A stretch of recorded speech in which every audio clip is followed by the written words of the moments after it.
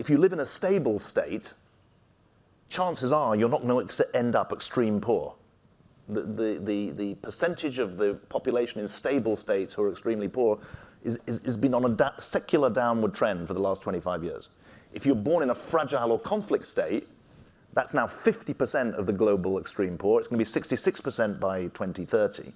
So trend number one, conflict and fragility, is the biggest driver of extreme poverty.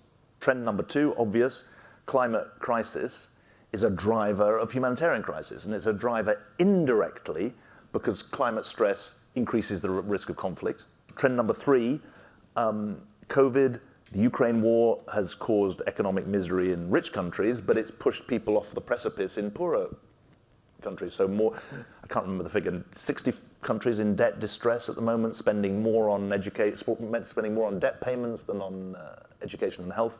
Big trend. Trend four, rise in non-state actors, ungoverned space. Big part of the situation where we can't get in sometimes. Big trend. Here's just one other thing that I think is interesting. Trend five, in a way. Concentration of humanitarian need. You can look at the statistics.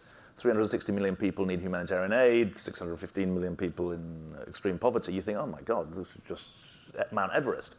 If you think the 20 countries on our emergency watch list are going to account for 80 to 90% of the problem, you suddenly begin to think, okay, this is more manageable. 5 refugee exporting states account for 80% of the world's refugees. 5 states hosting refugees account for 60% of the refugees being hosted. So if you break it down to a more granular cause and effect, you can begin to get your arms around it, I think.